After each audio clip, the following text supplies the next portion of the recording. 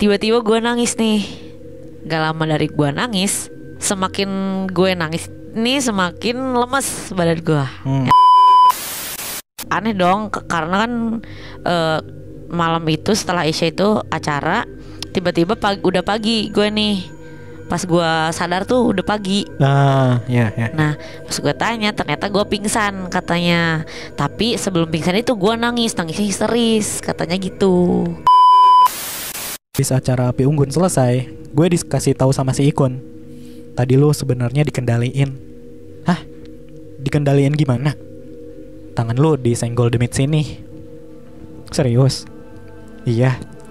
Terus gimana? Ya terus langsung hilang bareng api. Selamat datang di YouTube channel Podcast Semi Horor. Sebelum mulai mendengarkan, silahkan klik tombol subscribe dan nyalakan tombol notifikasinya. Jangan lupa untuk gunakan headset kalian dan selamat mendengarkan.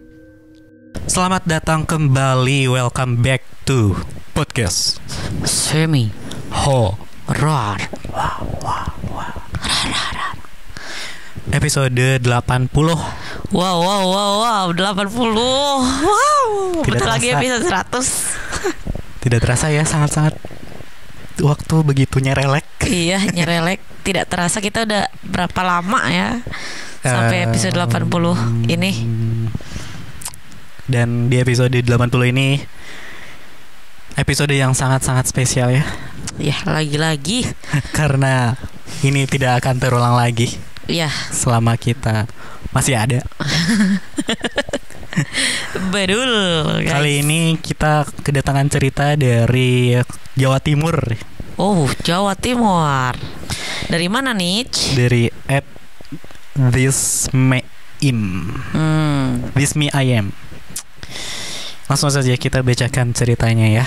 Boleh. Ya udah. Assalamualaikum. Waalaikumsalam. Cerita ini adalah pengalaman gue semasa SMA sebagai penggemar ekskul Tunas Kelapa. Taulah, Iya. para tokoh yang bersangkutan juga udah gue mintain izin.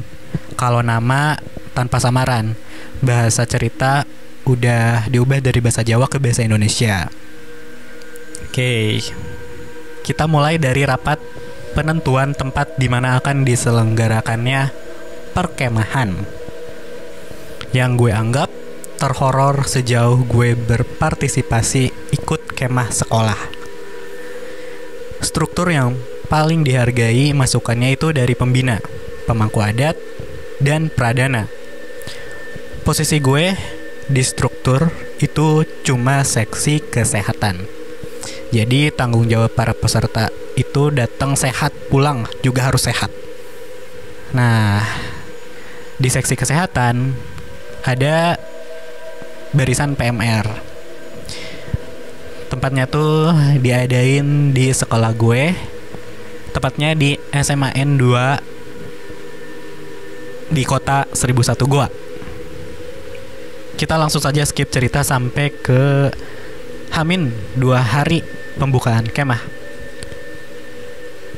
Awal kejanggalan terjadi di hari itu. Setelah pulang sekolah, panitia acara dan ketua sangga yang telah dipilih namanya oleh kelas masing-masing dikumpulin jadi satu di lapangan.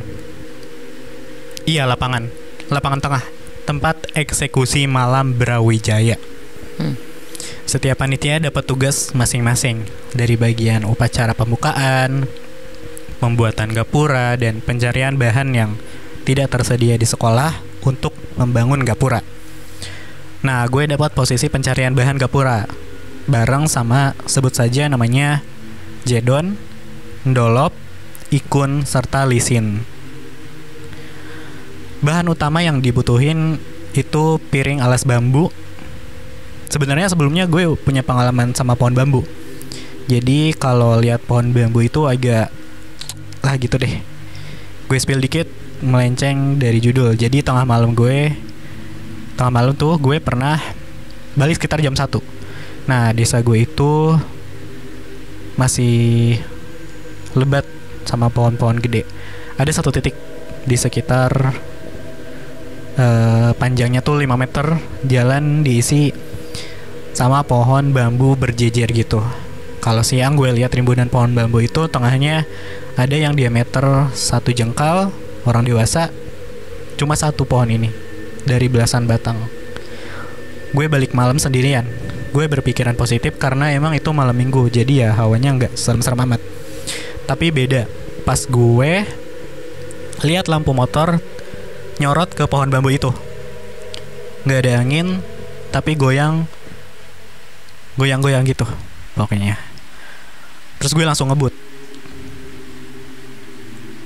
Setelah gue lewatin, gue refleks lihat spion ke arah belakang karena ngedengar suara bambu jatuh. Pas gue lihat spion beneran jatuh, dan itu yang jatuh bambu yang ukuran diameternya sejengkal. Suaranya nyaring asli. Gue merinding. Besoknya pagi-pagi gue tanyain tetangga, nggak ada batang bambu melintang di jalan. Wow. Balik lagi ke cerita. Tadi sampai nyari bambu. Pertama gue dan tim juga bingung nyari di mana yang aman, karena setiap pohon bambu di kota gue itu terkenal bertuah. Jadi nggak boleh asal tebang terus dibawa pulang, harus izin dulu. Coba cari yang deket-deket sini aja biar nggak repot bawanya, usul si Jedon. Ya udah, coba ke daerahnya Endah, kan banyak tuh, jawab Lisin. Gue dan yang lain mengiyakan usulan Lisin. Gue bocorin rincian karakter mereka satu persatu. Lisin orangnya rada bisa dibilang sengak. Jedon sama gue sama, sifatnya takut tapi nekat. Kalau Ndolop sama Ikun itu rada peka sama hal yang begituan. Tapi Ndolop tingkahnya rada childish. Gue bisa bilang begitu karena mereka seangkatan sama gue dari 2015, jadi udah hatam. OTW dah tuh ke rumahnya si Endah. Sekitar abis asar, pakai 2 motor. Gua sama Ikun, Lisin, Ndolop sama Jedon, Boti. Nyampe sana, parkir motor di pinggir jalan karena rumahnya belusukan masuk ke dalam hutan. Sebelum masuk, emang udah nampakin isinya pohon bambu semua. Sore itu gue merinding parah karena emang fobia. Tapi gue nekatin mengingat itu tugas dari ketua. Dari tempat parkir, jalan kaki ke rumahnya sambil nandain bambu mana yang akan ditebang. Gak lama, angin semilir lewat. Bikin itu pohon pada bunyi seakan-akan ngasih tanda warning. Gue pun maksa buat berpikir positif. Kalau itu cuma angin biasa, toh tempatnya emang tinggi. Di mana rumahnya Endah? Kata Jedon. Tuh di atas, samping pohon bambu yang itu, jawab Lisin. Pas gue lihat, dari sekian banyak pohon bambu, yang paling gelap yang itu. Ya udah ayo biar cepat kelar, jawab gue sambil ngedorong Jedon. Sampai rumahnya Endah, ditunjukin sama dia pohon yang mana yang boleh ditebang. Coba pohon yang itu, pas juga buat bikin gapura doang mah, kata Endah. Ya udah, ayolah keburu gelap, udah nggak enak hawanya, ajak Ikun. Singkat cerita udah ditebang lah tuh bambu, sekitar dapatlah 6 batang dan langsung dibersihin habis ditebang. Ternyata masih kurang 2 buat yang gapura dan agak butuh yang lebih gede. Si Lisin milih sendiri dong. Ini aja lah, pas kayaknya. Sepasang juga tuh, ucap Lisin sambil ngegetokin bambu yang dipilih. Lucunya, digetok gak seberapa keras, tapi bikin pohon itu goyang. Yakin lu, Sin? Gak apa-apa nih Endah, tanya gue ke Lisin dan Endah. Gak apa-apa kalau butuh mah, yang penting bismillah dulu, jawab Endah. Iya Endah, jawab Lisin. Endah pun balik ke rumah buat mandi karena emang udah lumayan gelap ditambah rimbun pohon di tengah hutan. Lisin mulai menebang. Kok agak keras? Ucap Lisin. Iyalah orang gede, terus udah lumayan tua juga kalau yang ini, jawab gue. Lop, rokok tadi dibawa nggak? Tanya Lisin. Ada nih. Jawab Ndolop sambil membuka bungkus rokok. Ngerokoknya nanti aja kalau udah di sekolah, kata Jadon. Bukan buat gue, jawab Lisin sambil membakar rokok lalu dilempar ke tengah rimbunan pohon yang akan ditebang. Ajaib, setelah itu gak sekeras sebelum dilempar rokok. Pohonnya lebih mudah untuk ditebang. Tadi gue udah bismillah belum? Tanya Lisin. Lah, mana gue tahu. Udahlah bodo amat, lanjut Lisin. Ya udah buruan, nanti titipin di rumahnya Endah dulu aja, ucap Ndolop. Iya, besok dispensasi diambil. Sekalian pembangunan tenda, lanjut Jadon. Ya udah, yang udah dibersihin, pindahin ke depan rumahnya Endah. Di tengah perjalanan ada gangguan yang bikin kita semua merinding karena nggak permisi dari awal datang. Gangguannya sama kayak apa yang gue rasain pas masuk ke daerah ini. Pohon bambu bergerak serentak. Kreket, ket. Bunyi berkali-kali, padahal nggak ada angin. Ayo lari, ucap Jadon sambil berlari dan akhirnya yang lain pun ikut berlari sampai tempat parkir dan langsung ke sekolahan dengan nafas terengah-engah. Sampai sekolah tepat masuk waktu maghrib. Ketua sangga dari setiap kelas sudah pulang. Sisa panitia saja. Gimana? Udah dapat bambunya? Tanya Febri, perdana sekaligus ketua penyelenggara. Udahlah, tapi masih dititipin di rumahnya Endah, jawab Lisin. Ya udah, besok dapat dispensasi abis zuhur, dikumpul di sanggar, dibahas apa yang kurang di Hamin 1. Anjir, gak libur? Enggak dibolehin, soalnya di lingkungan sekolah takut ganggu KBM. Sialan. Ya udah, lanjut bikin kafling tenda, suruh Febri. Bentar, ngerokok dulu. Lisin masih kesal. Nanti ingat, yang kamar mandi mati sana jangan kafling buat tenda, biarin kosong. Dikasih pembatas, jangan sampai ada peserta yang lewat dari pembatas. Rafia, lanjut Febri. Ya, nanti bisa diatur, Fed, jawab gue. Serentak kami semua sholat maghrib berjamaah dan melanjutkan tugas. Setelah sholat maghrib, panitia melanjutkan tugasnya. Gue juga merangkap tugas menjadi bagian kesehatan, soalnya gue juga anak PMR. Tapi bagian itu gue suruh isi anak PMR-nya langsung. Gue suruh bikin apa yang dibutuhin tim kesehatan, beli dan tunjukin. Proposalnya ke gue, dananya gue masukin ke pengeluaran dari proposal utama kemah tersebut. Gue tetap ngisi tugas sebagai panitia penyelenggara. Gue bikin kafling sama 5 anak tadi yang lalu. Tau lah, gak jelas kelakuannya. Gue bikin kafling buat anak IPA 1, 2, 3, tepatnya gak jauh dari daerah terlarang tadi. Di sekolah gue punya urban legend tersendiri. Kalau abis maghrib tuh pasti ada satu burung yang sering keliling di area sekolahan. Dan itu pasti di jam tertentu doang, kayak abis maghrib sama tengah malam. Gue juga gak tahu itu burung apaan. Terus di dalam lingkungan sekolah tuh ada macam pohon keramat, usianya kira-kira puluhan tahun. Karena emang gede, lingkar diameternya sekitar 2 meteran. Pohon beringin, lokasinya deket gerbang depan, samping musola sekolah. Kata para ahli di sana, penunggunya tingginya setinggi pohon beringin tersebut. Dan tinggi pohon itu kira-kira 15-18 meteran lah. Gak kebayang gue kalau jadi anak IndiHome bisa lihat kayak gituan.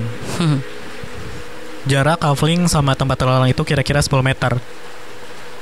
Anyway, tempat terlarangnya itu toilet yang kalau udah dibenerin rusak lagi. Airnya sering mati, jadi jarang siswa kalau ke WC pakai WC itu. Lokasinya di pojok sekolahan juga. Tugas kafling selesai. Gue dan panitia yang lain beres-beres. Ada panitia yang balik setelah beres-beres, tapi Lisin ngajak panitia nongkrong dulu di dalam sebuah kelas buat ngopi dan main kartu. Gue pun masih di situ, karena jarak sekolahan dari rumah tuh nggak jauh-jauh banget. Sekitar 8 panitia yang masih di sekolah main kartu sambil ngopi. Sampai kisaran jam 10 malam, kejanggalan mulai terjadi. Hawa adem mulai membuat merinding. Lu nggak ngerasa takut, Kun? Tanya gue ke Ikun. Iya, dikit, jawab dia singkat. Lu Lap? Apaan sih? Emang... Belum selesai Lisin ngomong, suara kuntilanak tertawa terdengar dari toilet tua itu. Seketika yang tadinya ketawa-ketawa main kartu langsung lari semua setelah mendengar suara itu.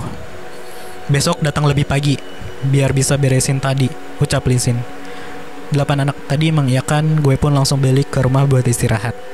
Keesokan harinya gue telat jadi gak tahu siapa yang beresin. 8 anak tadi gak ada yang cerita ke panitia yang lain karena takut kena hukuman juga. Jam 12 setelah sholat zuhur, Mik sekolah memanggil panitia serta ketua sangga untuk kumpul membahas kesiapan kemah esok harinya. Peserta kemah dipulangkan lebih awal namun kembali lagi setelah asar untuk pembangunan tenda. Panitia yang lain mulai menyiapkan dan memasang bendera di setiap sudut sekolah. Tapi gue, Lisin, Jedon, dan Dolop ngambil bambu yang dititipin di rumah Endah. Ikun gak ikut karena gak enak badan, katanya. Gue dan 3 orang itu pun ngambil bambu dan suasananya masih sama. Dingin-dingin gak jelas. Gak tahu karena cuaca, gak tahu juga karena lingkungan sekitar. Gak ada keanehan, cuma kalau setiap ke situ pasti bunyi. Padahal gak ada angin. Gue dan yang lain pun berterima kasih sama Endah karena udah ngasih tahu mana bambu yang bisa ditebang.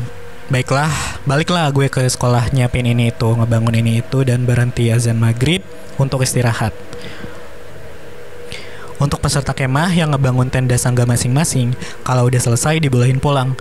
Bagi yang belum selesai diterusin sama panitia, karena emang udah terlalu malam. Selepas maghrib, semua panitia mencar, keliling nyebarin garam di wilayah kafling perkemahan. Dan bagi semua panitia pria, ditugasin buat jaga tenda.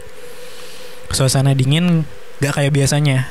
Ditambah hujan datang jam 10 malam, membuat suasana makin tegang. Bodohnya ada segelintir panitia yang nakal, bawa angetan. Dalam tanda kutip angetan. Udahlah, kalian tahu itu apa. Gue pun bersikap bodoh amat. Habis itu bumper, gue tinggal nongkrong sama Ikun dan Dolop di warung gak jauh dari gang sekolahan gue.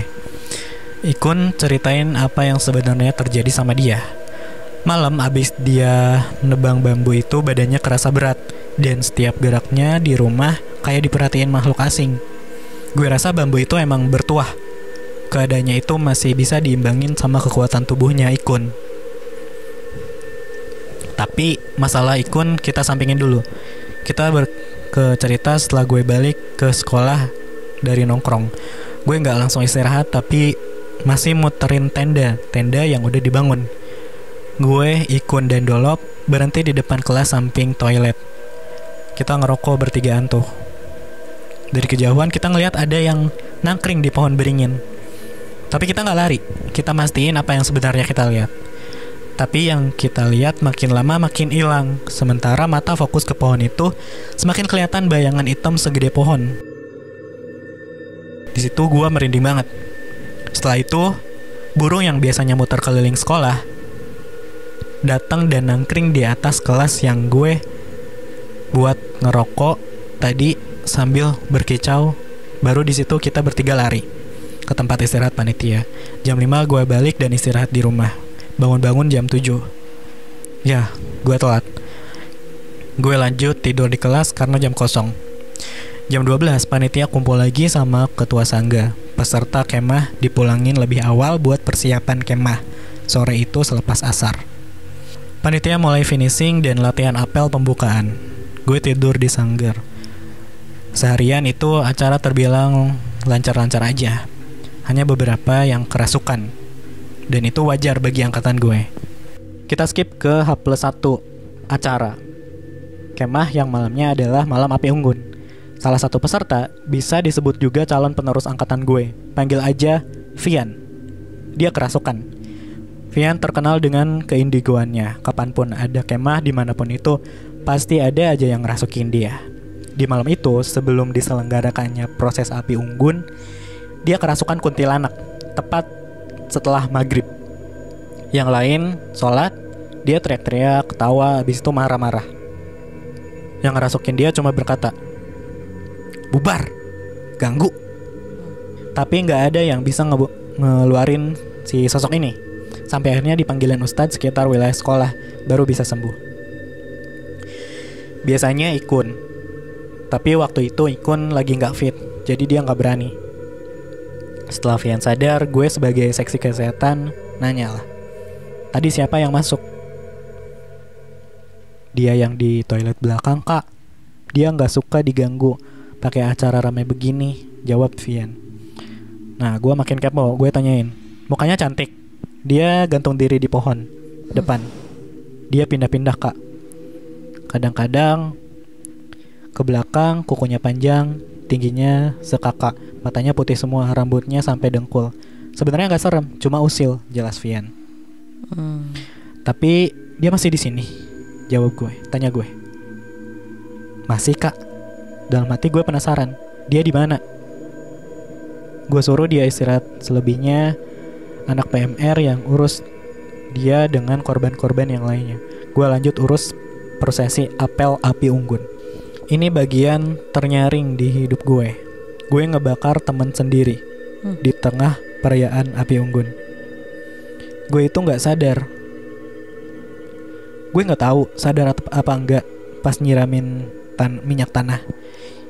Itu depannya ada kawan gue, panitia juga. Gue main siram aja gitu. Api yang gue siram ngarah ke kawan gue yang lagi nyebar garam ke api unggun. Untungnya dia anak mapala, jadi ngerti dan gak panik sama posisi kayak gitu. Setelah kejadian itu, dia gak lanjut ke acara selanjutnya karena badannya melepuh gara-gara gue. Abis acara api unggun selesai, gue dikasih tahu sama si Ikun, tadi lu sebenarnya dikendaliin. Hah? Dikendaliin gimana? Tangan lu disenggol demit sini. Serius? Iya. Terus gimana? Ya terus langsung hilang barang api. Di situ gue langsung ke ruang panitia minta maaf sama korban gue tadi.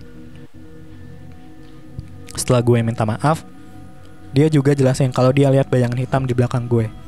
Tapi dia bungkam, takut bikin tegang tamu dari sekolah lain serta peserta kemah.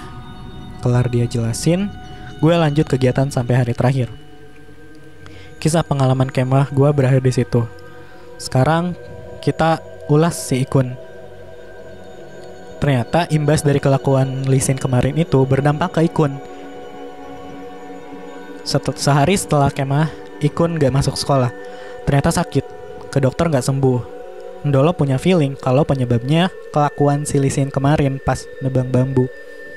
Sorenya dengar-dengar Ikun ke rumah Endah. Ikun minta maaf sama apa yang udah dilakuin Lisin kemarin. Setelah Ikun sampai rumah, keadaannya membaik. Besoknya dia masuk sekolah lagi. Itu dia cerita pengalaman perkemahanku. Cerita pengalaman horor saat kemah. Terima kasih sudah membacakan ceritaku. Mohon maaf apabila ada kata-kata yang kurang dimengerti atau kurang dapat feel-nya. Sampai jumpa di cerita berikutnya. Pengalaman horor waktu ngecamp. Kemah.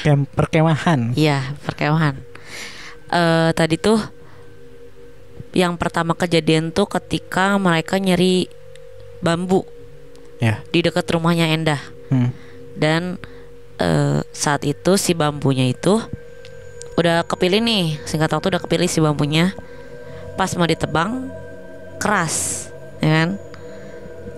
Awalnya emang dipilihin sama si Endah, tapi kurang 2 buat dia gapura. Dipilihlah random sama si Lisin.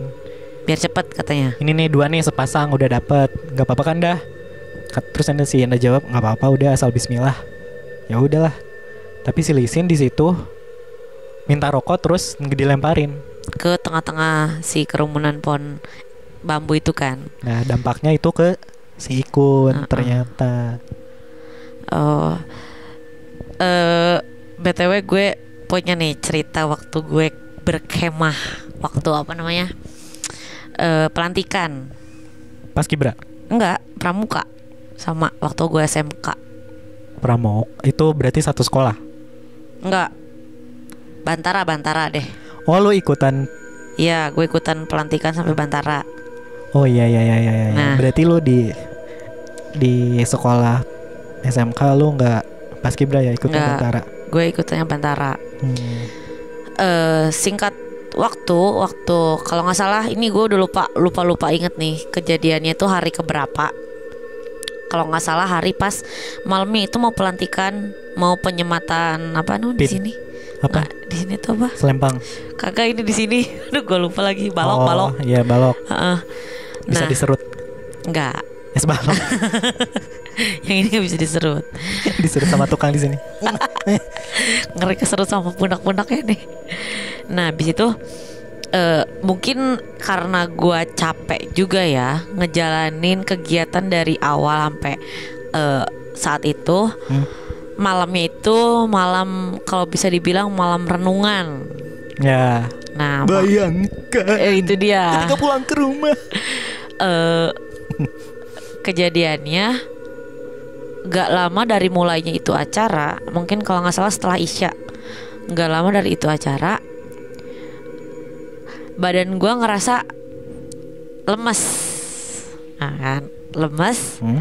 Terus nggak tahu kenapa, gue sadar saat itu, nggak tahu kenapa tiba-tiba gue nangis nih. Gak lama dari gue nangis, semakin gue nangis nih semakin lemes badan gue, ya kan, semakin lemes, semakin nggak bisa kayak gimana, ya udah lemes aja gitu. Terus bangun-bangun nih, gue udah tidur, udah ada yang nyelimutin. Nah, kata teman-teman yang lihat, ternyata gue pas gue nangis itu gue rada kayak orang pingsan katanya, kayak orang pingsan. Terus ada yang bawa gue ke tempat yang lebih nyaman di daerah daripada di tempat kejadian itu. Ternyata pas gue tanya, ya aneh dong, karena kan malam itu setelah Isya itu acara, tiba-tiba udah pagi gue nih. Pas gue sadar tuh udah pagi. Nah, pas gue tanya, ternyata gue pingsan katanya. Tapi sebelum pingsan itu gue nangisnya histeris katanya gitu. Terus habis itu gue nggak ikut pelantikan deh malam itu. Ada yang nanya nggak penyebabnya apa, karena apa, terus ada apa? Pas ada yang nanya ke gue karena gue jawab nggak tahu, karena emang tiba-tiba badan gue tiba-tiba lemas. Terus tiba-tiba gue yang nanya ke orang. Enggak nanya gimana. Nanya ke orang yang tahu gitu, ke guru agama misalnya, atau pembimbing, atau pembina panitia cuman ngejawabnya karena capek doang sih. Itu di rahasia dapur panitia. Iya, kayaknya gitu. Cuman nggak tahu, kalau nggak salah gue sangat samar-samar denger, selain yang nangis tuh bukan cuma gue doang, ada satu teman gue lagi. Nah, yang kejadiannya. Nah, gue nggak tahu, gak gue cari tahu juga kejadiannya. Yang gue tahu itu ada yang orang temen gue yang nangis, satu lagi, dan kelanjutannya itu gimana gue nggak tahu. Nah, saat itu badan gue nggak tahu, nggak, susah digerakin, susah dikendaliin lah intinya. Pengen berhenti nangis tuh malah pengen tambah nangis gitu. I see. Kayaknya sih ketempelan. Gak tau deh, gitulah pokoknya. Disamperin. Nah, itu dia cerita pengalaman berkemah ketika gue pelantikan. Nah, buat teman-teman nih, teman-teman sekolah, cekulah, anak pramuka, cekul, ada kali yang punya pengalaman mistis saat kegiatan. Iya, terutama panitia ya, lebih ke panitia, karena panitia itu lebih lama berkemahnya ketimbang si peserta gitu biasanya. Ataupun organisasi apapun itu. Iya. Bisa kalian kirim ceritanya di email kita di podcastsemihorror@gmail.com. Iya.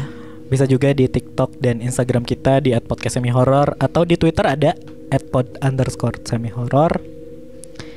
Jangan lupa juga buat subscribe YouTube channel Podcast Semi Horror, di like, di share, dan juga di komen kritik sarannya.